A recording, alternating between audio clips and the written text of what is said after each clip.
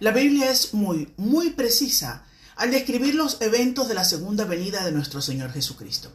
Y el capítulo 24 del libro de Mateo contiene importante material profético que nos ayuda a vislumbrar estos acontecimientos.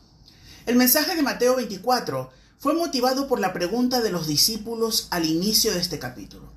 Una pregunta sencilla, nacida de corazones de hombres que caminaban junto a Jesús, que lo amaban, pero que aún no comprendían la magnitud de lo que estaba por venir. Por eso preguntaron al Señor. Preguntaron quizás sin imaginar que cada palabra que estaban a punto de escuchar atravesaría los siglos. Dinos qué señal habrá de tu venida y del fin del siglo, preguntaron los discípulos. La respuesta que Jesús ofreció es la más larga de todas las respuestas hechas en el Nuevo Testamento. Son verdades absolutamente esenciales para entender su regreso y los sorprendentes acontecimientos relacionados con este evento. Se trata de la revelación de nuestro Señor directamente de sus propios labios, acerca de su regreso a la tierra en gloria y poder. El Señor nos ha hablado a través de este capítulo de principio de dolores, persecución, apostasía, predicación global, la gran tribulación, engaño, falsos cristos y falsos profetas. Y hoy estudiaremos las profecías del versículo 24, señales cósmicas, donde el Señor dice: e inmediatamente después de la tribulación de aquellos días, el sol se oscurecerá y la luna no dará su resplandor, y las estrellas caerán del cielo y las potencias de los cielos serán conmovidas. Quedémonos con la última frase, las potencias de los cielos serán conmovidas. Podemos observar claramente que no estamos viviendo en un universo autónomo, sino en una creación sostenida por Dios.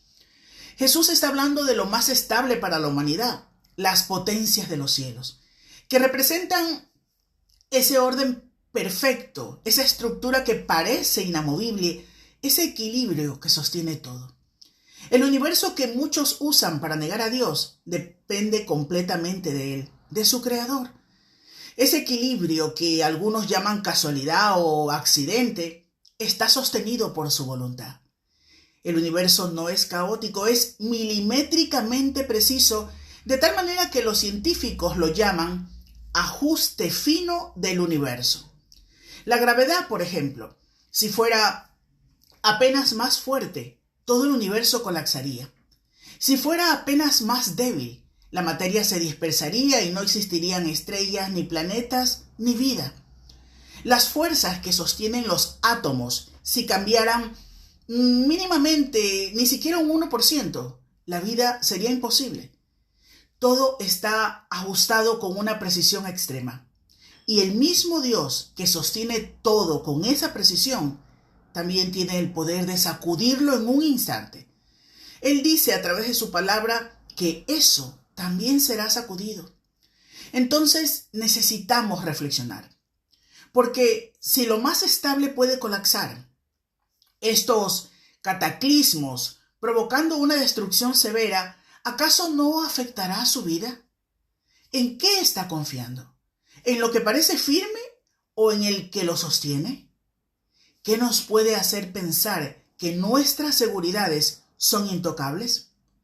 Nos aferramos a diario a lo visible, a lo que parece firme, pero Jesús nos advierte que el sol se oscurecerá, la luna no dará luz y las estrellas caerán.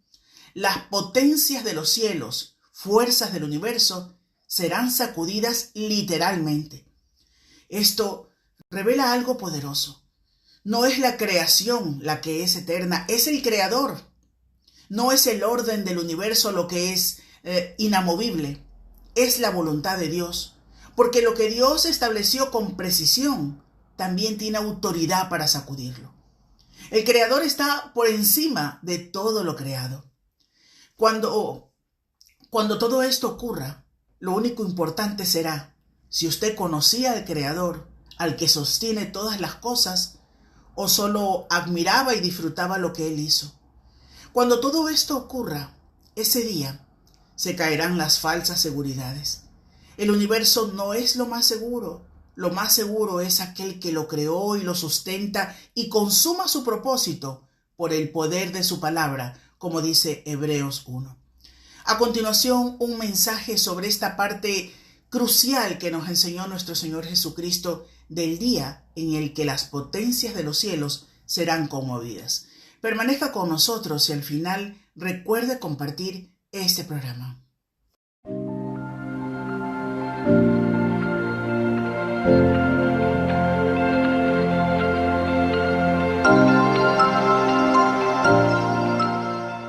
Hay una frase célebre atribuida a diferentes autores, aunque no se conoce muy bien su origen, pero que esto no le resta importancia y que todos conocemos.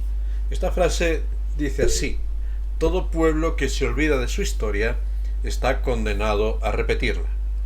Esta puede ser también un referente para la humanidad que se apoya en este otro refrán, el refrán que dice: el ser humano es el único animal que tropieza 2 veces con la misma piedra. Y es que con frecuencia nos encontramos con la realidad de una humanidad reproduciendo los mismos errores y fracasos de su pasado. Una y otra vez regresamos a la misma rutina de deterioro, fracaso, ruina. Cuando observamos la historia de la humanidad, nos topamos con este patrón común que ha llevado al fracaso de todos los grandes imperios de la historia y que continuamos repitiendo. Los imperios caen debido a una combinación de factores, internos y externos, que erosionan su poder. Ahí podemos hablar factores como la corrupción, crisis económicas, conflictos sociales, presiones externas, pérdida de cohesión cultural y política. Uno de los elementos más recurrentes de todo este ocaso de los imperios es lo que podríamos llamar la debilidad interna.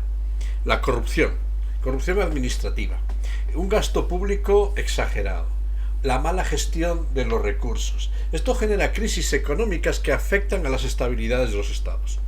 Por ejemplo, si nos remitimos a la historia de la antigua Roma, la inflación, los impuestos elevados, la concentración de riqueza en las élites contribuyeron a la desintegración del imperio. Además de eso, teníamos que sumar la decadencia moral, la pérdida de disciplina cívica. Como señala Hanson, han erosionado la voluntad de los ciudadanos para defender la identidad del imperio. Aprovechando la debilidad interna de los imperios, alrededor surgen las presiones externas que van a precipitar la caída. Se han visto reflejadas en forma de invasiones, de guerras prolongadas o aparición de rivales que van alzándose en poder para poner a prueba la capacidad de respuesta. Un ejemplo de esto podríamos verlo en el Imperio Persa, como peleándose entre ellos por intrigas palaciegas, conflictos internos, asesinatos de gobernantes para ocupar su trono. Al final se debilitó de tal forma que no se dio cuenta del crecimiento del imperio griego, dirigido por Alejandro Magno, que pronto les derrocaría. John Gluck identifica 6 fases de lo que tiene que ver con el ocaso o con el desarrollo de los grandes imperios. Habla del estallido, la eclosión, la aparición de un imperio, su expansión comercial, épocas de abundancia, un desarrollo de la intelectualidad, la cultura, y al final la decadencia y la caída. Él aplica una duración media estimada entre los 250 años o 10 generaciones. Depende del tiempo. Y este ciclo se va observando independientemente del sistema de gobierno o de la tecnología disponible. Aunque el tiempo o la forma específica de esta caída pueden variar según el contexto histórico o cultural, estos patrones se han dado en el ocaso de todos los imperios y posiblemente lo estamos viendo en la actualidad. La caída de los imperios no solo redefine un mapa político, sino también nos deja lecciones sobre la fragilidad de lo que son todas las estructuras de gobierno humanos, la vulnerabilidad de todas las estrategias que el ser humano desarrolla para el dominio, que van quedando de reflejo en la debilidad del carácter. Todo el ser humano al final termina corrompiéndose, degradándose y llegando a la inmoralidad. La caída de todos estos imperios es un fenómeno con muchos factores que reflejan, que combinan debilidad interna, debilidad moral, presiones externas, ciclos históricos predecibles. Y aunque cada uno va a tener su particularidad, estos patrones son comunes a lo largo de la historia. Pero todos estos patrones, del ocaso de los imperios, son sólo la antesala de una realidad final en la historia: la caída de toda la estructura social de la humanidad. Fue en el cuarto día de la creación que Dios colocó en el cielo las luminarias sobre el firmamento. Génesis capítulo 1, versículos 14 al 18 nos lo relata. Y el propósito de estas luminarias no es solo brillar, sino señalar las estaciones, e incluso nos dice también el texto gobernar, ejercer dominio sobre las tinieblas y la luz. Y aunque el relato nos hace ver hacia estas grandes luminarias en el firmamento que funcionan como referencia de tiempos, a lo largo de la escritura y la historia humana, el sol, la luna, las estrellas, las potencias celestiales han manifestado una metáfora del gobierno, los designios de Dios en la historia de la humanidad.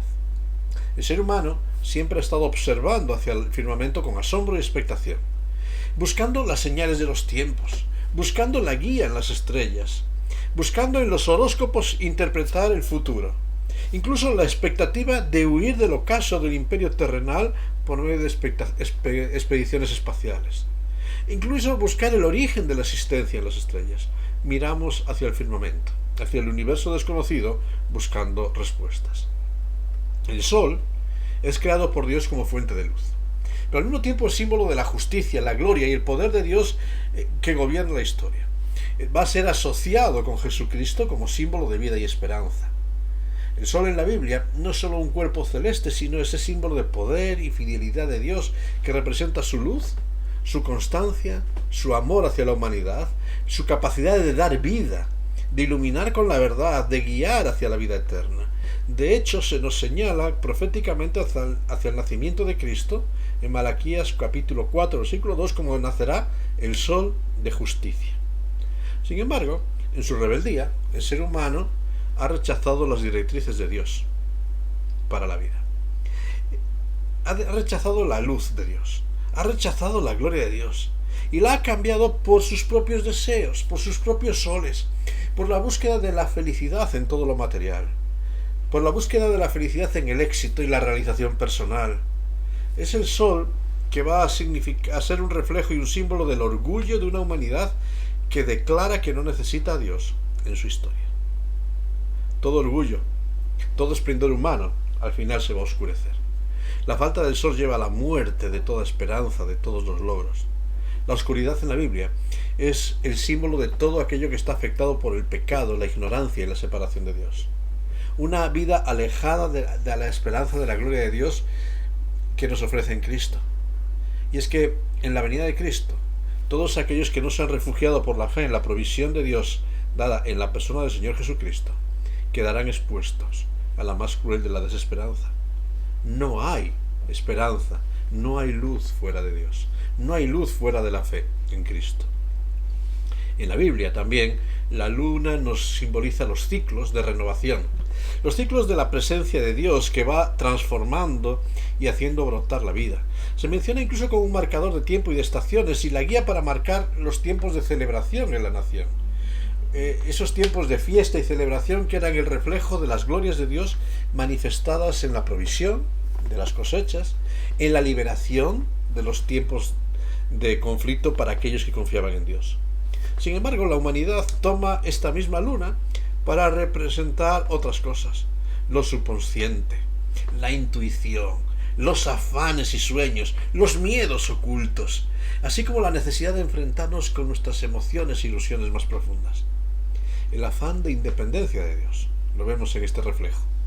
El buscar la satisfacción en lo oculto, una vida al margen de la voluntad y los designios de Dios. Todo esto se manifestará en que toda posibilidad de renovación desaparecerá de la historia. Es Dios quien promete hacer todas las cosas nuevas, pero el ser humano solo ha reproducido vez tras vez su fracaso. Y no vemos nada nuevo. Y nada nuevo hay debajo del sol, nos dice la Escritura. Las políticas de los diferentes imperios han fracasado. Los esfuerzos educativos han fracasado. Los esfuerzos de desarrollo social han fracasado. Los esfuerzos de provisión material y capital del ser humano han fracasado. Solo hace falta echar un vistazo al mapa del desarrollo de nuestra generación y notamos el fracaso en la desigualdad, las desigualdades sociales entre pueblos e individuos. ¿Qué podemos hacer?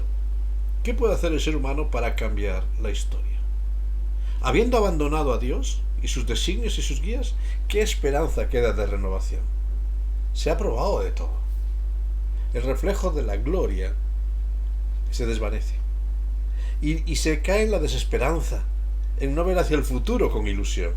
Por completo vemos a una humanidad cada vez carente de más esperanza, y al final todo este poder desaparecerá. Las estrellas son el símbolo en la Biblia de la guía de Dios para la humanidad. Dios ha guiado a la humanidad por medio de los profetas, ha guiado a la humanidad por medio de la revelación de su Hijo, ha guiado a la humanidad por su palabra, pero desatendiendo esa estrella que va guiando, que guió a aquellos sabios de Oriente hacia Jesús, y olvidando esa estrella, esa guía de Dios que nos lleva constantemente hacia Cristo como la única fuente de esperanza, la humanidad, olvidando la guía de Dios, se ha dejado guiar por todo tipo de búsquedas, guías espirituales, gurús de todo tiempo, guías económicos, guías morales, respuestas fáciles. En sus miedos y desesperanza, la humanidad se ha lanzado a la búsqueda de la guía espiritual en lo esotérico, intentando por medio de los horóscopos entender el futuro, a lo psicológico, intentando por medio del transformar nuestro ser interior encontrar la esperanza, a lo humanista, buscando ese poder en lo humano. Pero tristemente el ser humano solo se topa con el vacío, la desesperanza. Todas esas fuentes de dirección buscadas al margen de Dios en la venida de Cristo caerán. Se manifestarán en lo que realmente son: falsos engaños, inútiles. Nada queda de apoyo, nada queda de esperanza. No hay destino para el ser humano, solo el castigo, porque nada ni nadie nos puede esconder de la presencia de Dios. Y al final todos, por mucho que hayamos huido, tendremos que comparecer delante de Dios. Finalmente nos habla de todo poder espiritual, esas potencias celestiales que se manifiestan en la historia. Todo esto va a ser sacudido. Es interesante cuando lees las profecías del libro de Daniel. Se nos revela cómo cada nación está guiada y representada por un poder espiritual. Y todo lo que vivimos en la tierra tiene su representación en el cielo, o todo lo que ocurre en el cielo tiene su representación en la tierra. Y estos conflictos de poderes y de potencias, ya sean para proteger al pueblo de Dios, ya sean para destruir al pueblo de Dios, ya sean para traer libertad o para traer cadenas de esclavitud, todo este poder va a ser sacudido, va a ser removido.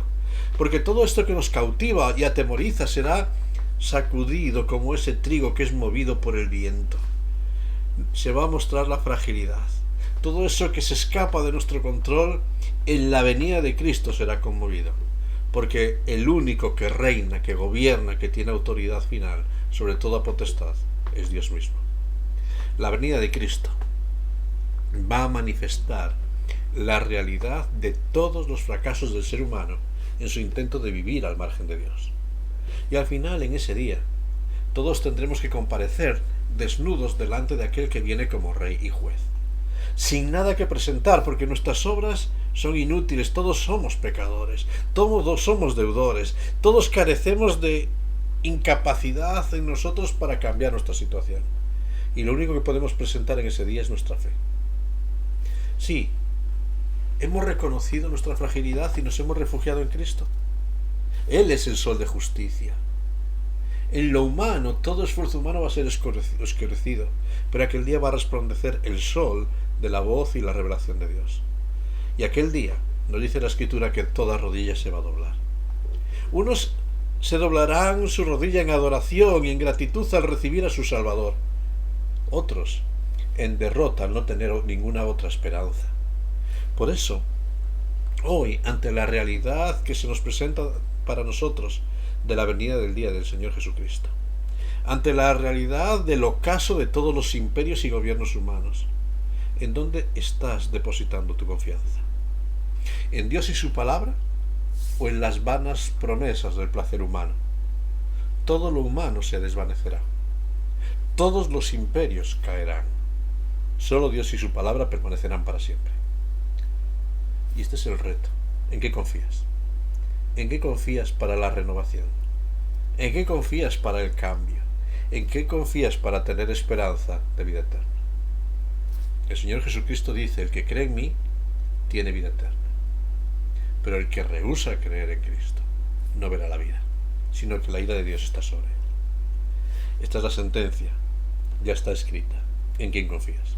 ¿En Cristo para vida o rechazas a Cristo para muerte? Todo se mide en esto. Cuando Cristo venga, serás juzgado sobre la base de si has creído o no has creído. Escoge bien. Que Dios te ayude, que Dios te guíe, que Dios nos dé sabiduría a cada uno de nosotros para hoy, mientras hay tiempo de oportunidad, antes de que se oscurezca realmente todo el esplendor humano, podamos escoger lo que marca la diferencia.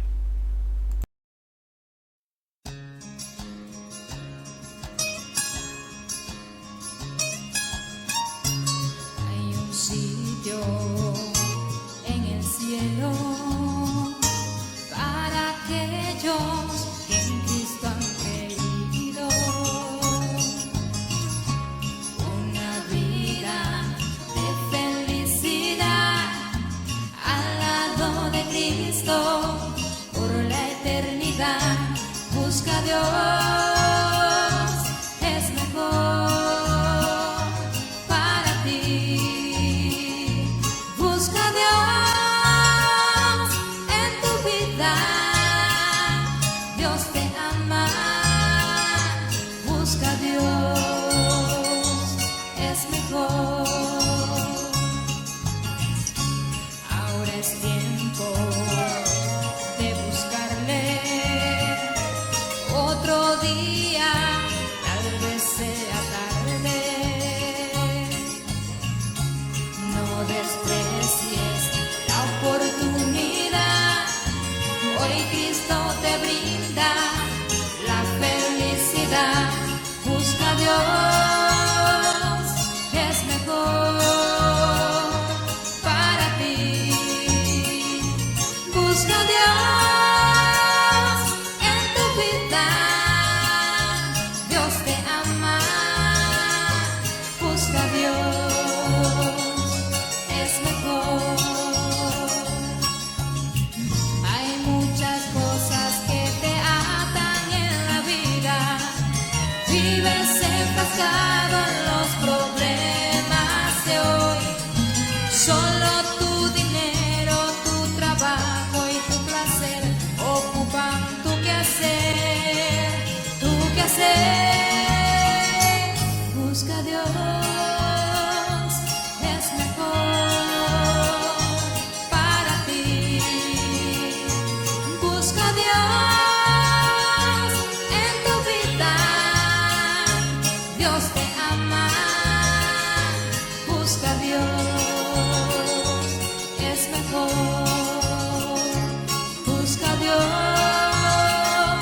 es mejor para ti. Busca a Dios en tu vida. Dios te ama. Busca a Dios, es mejor. Busca a Dios, es mejor. Busca a Dios.